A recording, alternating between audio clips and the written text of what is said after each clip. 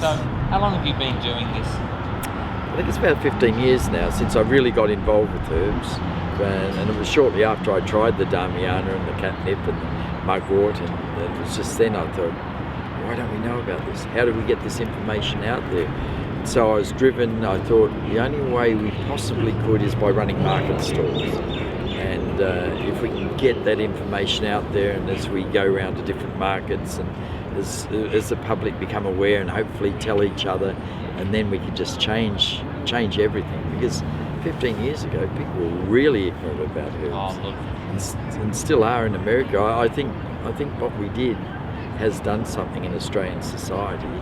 The quickenings works for us, but some yes. people are dragging their feet. Yes, exactly. And there's still many people who just don't believe a herb would work. They think it's hocus pocus. And they're forgetting that really we got here because our ancestors used herbs. They didn't have the medical doctors and the pharmaceutical companies. And if you look at, I don't know how long we've been on the planet, but it's millions of years. It's only in the last, if that's when human beings, it's only like that much time where pharmaceutical companies have taken control of our health. All the rest of the time it was through natural remedies, and yet now they're saying natural remedies don't work. Well, how come we're here? If they didn't work, we would have all died off from disease before we got here. You know what I mean? But it also says in the Christian Bible that I give you all the herbs on the earth, yes. seeds and herbs. Exactly. It doesn't even say fruits and vegetables. Yes, and it's embarrassing to say that we find the people who are mostly ignorant about herbs to the point of being anti-herb are those fundamentalist Christians. And they're forgetting that their God, the Creator, created these herbs not by accident. They're not here by accident. But we can see this is traced back actually to, I think, to the East Indian trading companies. I think that when they came in with their corporate ideas, they also brought an army to enforce that. Yes. That's when the opium problem started between the British, the Chinese and the Indians. Yeah. And they still haven't solved the problem. No. I was just looking at statistics the other day that says that heroin distribution, since we've taken over Afghanistan, has rocketed. I know.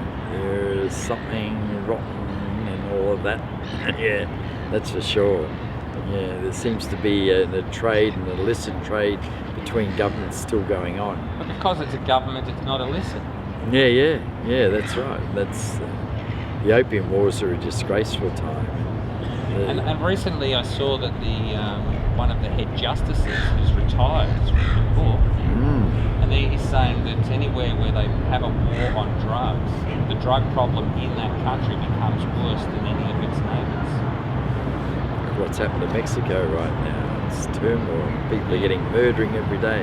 And again, that's a corporate law. Originally, that's a corporate law. Yes. It'd be a far different society if drugs were decriminalised and regulated. I feel that the person who goes to the doctor because they've got depression and wants Prozac is not that much different from the person who goes and reaches for a cannabis joint to pick themselves up or an ecstasy to have and bond with. It should be all regulated. If Prozac is regulated, why not ecstasy? And in fact, on a molecular level, they're very identical. They're so identical, it's not funny. One's illegal. Yeah, one's legal and one's not. Yeah, it's a How would you like to world see the future progress? Because I can see that you've got a commercial interest, but it's not a high priority. It's more about distribution and supply. Yes. Availability, I should say. You're taking the hard work out of procuring that. Yes. So you're not really interested in a massive corporation? No, I'm not. I actually would really like to see what I consider an ideal world where drugs are regulated. I think this drug war has divided society. There are those people who take drugs and we who don't, and those who say we don't take drugs usually are addicted to coffee or alcohol or some other illegal substance or a prescription substance. Yes, I'd say the person in society is not addicted to or use any drug at all would be very, very rare. I can't even think of anybody who doesn't use some sort of drug, but they're not aware that they're taking the drug, i.e. alcohol, cigarette, coffee, or whatever else it is, or maybe even sex. We're all addicted and all like something. But I'd like to see that ideal world where drugs are regulated and also taxed. I think we could finance all the things that are missing in society, the homeless, etc., out of the tax, instead of it going into the underworld, that it goes into, above the world and benefits people. I think by regulating drugs and decriminalising it, because straight away kids are growing up and they're looked upon as a criminal because they smoke joints, and a lot have got criminal records. Particularly in America, it's a crying shame. For 20 years, some people are in jail for smoking one cannabis joint. Well, they're working out in America that it's top heavy, and yes. we're looking at, in the current headlines, that things are changing radically fast in California. Yes. I saw that recently in the news that the first marijuana millionaire is in a wheelchair, Yeah. and he got it originally for tolerating life. Yes. So Yes. I don't know, and I'm not making answers up for him. But he shows now in universities how to grow it, cultivate it, all this, and then he's the person that's saying we should tax this. Yes, and it's all coming to a head in November. If California votes for decriminalisation of cannabis, I think it'll have resounding effects around the world. Because after all, it was America who brought in the drug laws. Well, it was a corporation. Yes, before that. And there was never a drug law anywhere in the world until they thought this would be a good idea for whatever reasons they had at the time.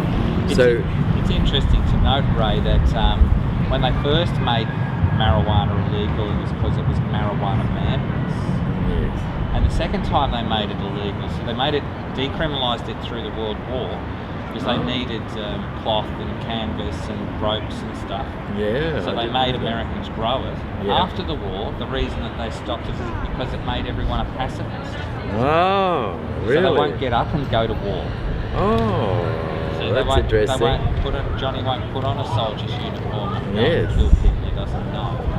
Oh, that's His mind's interesting. been expanded. Yes, that is interesting, because I've noticed in society as I travel to cities, I'm 60 now, and I think we've all seen the escalation in violence in the inner cities. It's dangerous to walk around the cities in Australia. We knew it was years ago in New York, and it's all mainly alcohol fueled. And when I walk past a pub, I just sort of think I see it differently. Not that I'm saying we should have cannabis hotels, but if it was a place where everybody could smoke cannabis, there wouldn't be any violence in the streets. Absolutely, and there'd be no violence. That's it. Scientific proof. Yeah, and alcohol's a drug, and yet we've grown up with that, and that's tolerated and condoned and accepted, and yet these other so-called drugs aren't. I've just come back from a psychedelic medical conference in America last month, and it was inspiring, because they're notables like Alexander Shulgin and Alex Gray and Stanislav Grof and many others, Metzner and David Nichols.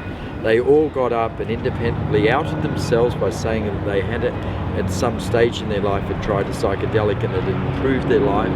And Alex Gray became a great artist, and mind you, the potential was there anyway, but he developed his art under the influence, and all of the other academics are really feeling that there's going to be a change in American society, because psychedelics will be separated from drugs, because there's a benefit for mankind in the use of and exploration of psychedelics. So if California changes their law, and with this other results being published next year on things like using MDMA for post-traumatic stress disorder, and they've been testing on Vietnam War vets who have just been a mess and who are now coming really good through on these trials, and testing psilocybin for cluster headaches and LSD for psychotherapy, and it goes on and on. All those results are being published next year and the next. I think we're going to see some changes, hopefully see some changes, because we've got to see some changes, because we're not heading anywhere in a good direction, that's for sure. Well, I think it's also, Ray, that it may be a case of more like, at the moment, politically, I think it's name calling. Yes. And whenever one points our finger at someone else, three of their own fingers are pointing back at us. Yeah. So they've got a vested interest to keep their commercial drug dealing going. Because number one, it doesn't work. This fellow said to me the other day, he said to me, you know, usually when a person purchases an intoxicant, it's got to do something, or they take it back. So what does cigarettes do as an intoxicant? Nothing really. Right? Yes. Well, they do. They kill you.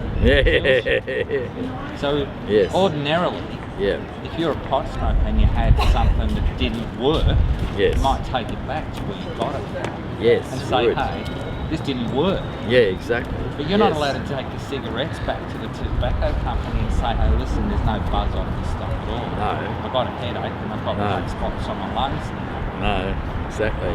Yeah, exactly. So, no, it is all interesting. Yes. and